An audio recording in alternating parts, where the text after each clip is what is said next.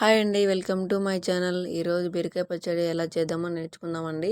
మనకు కావాల్సిన పదార్థాలు చూస్తున్నారు కదా, కనిపిస్తున్నాయి చూడండి. ముందుగా ప్యాన్ పెట్టుకున్నాము. తర్వాత నూనె వేసుకొని నూనె వేడయ్యాక ఎండుమిర్చి అనేది వేయించుకుందామండి. కాస్త దూరగా వేయించుకోవాలి ఎండుమిర్చి.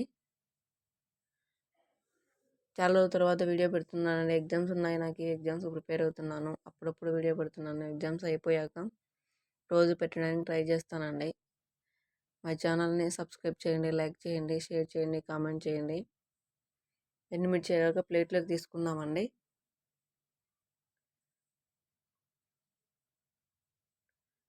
తర్వాత అదే ప్యాన్లో ఎర్రగడ్డలు వేయించుకుందామండి.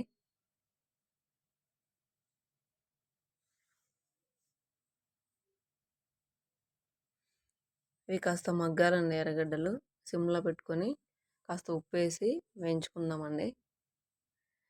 ఉప్పు వేయడం లేదంటే కొంచెం తొందరగా మగ్గుతాయి అన్నమాట. అది నాకు కూడా తెలియదు, ఆంటీ చెప్పింది. అవి మగ్గాయండి. కాస్త ప్లేట్లోకి తీసుకుందాము. తర్వాత అదే ప్యాన్లో ఆయిల్ వేసుకొని బీరకాయ ముక్కలు వేసుకుందామండి. బీరకాయ ముక్కలు బాగా మగ్గాలి. అది నీరుకాయ కాబట్టి కాస్త తొందరగానే మగ్గిపోతుంది. సిమ్లో పెట్టుకొని మగ్గనివ్వాలండి.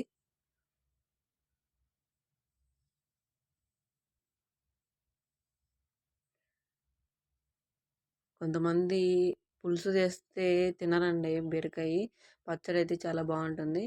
బీరకాయ ముక్కలు వేయించుకునేటప్పుడు కాస్త ఉప్పు, కాస్త పసుపు కూడా వేయాలండి.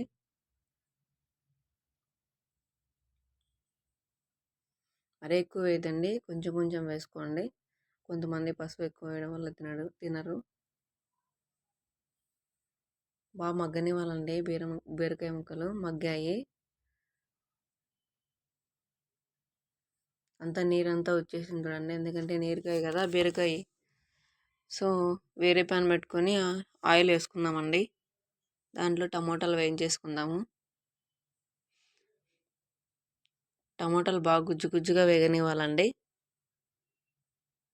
ఎందుకంటే పచ్చి స్మెల్ వస్తుంది కొంచెము. అందులోనే కొంచెం చింతపండు వేసి వేయించుకుందామండి.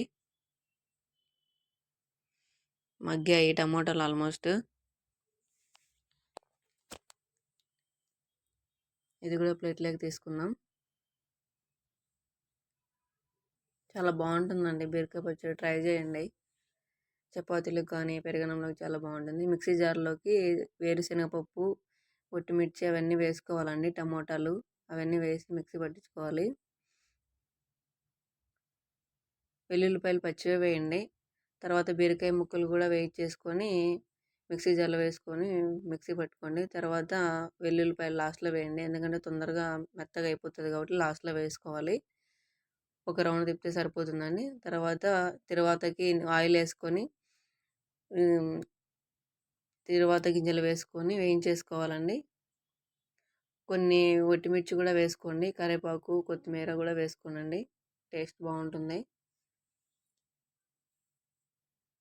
అవి కొంచెం దోరగా వేయాక మిక్సీ జార్లో వేసుకున్నాం కదండి పచ్చడి, ఆ పచ్చడిని అంతా వేసేసి కాసేపు మగ్గనివ్వండి. టేస్ట్ చాలా బాగుంటుందండి. ట్రై చేయండి ఒకసారి. లైక్ చేయండి, సబ్స్క్రైబ్ చేయండి. థ్యాంక్ యూ సో మచ్ అండి.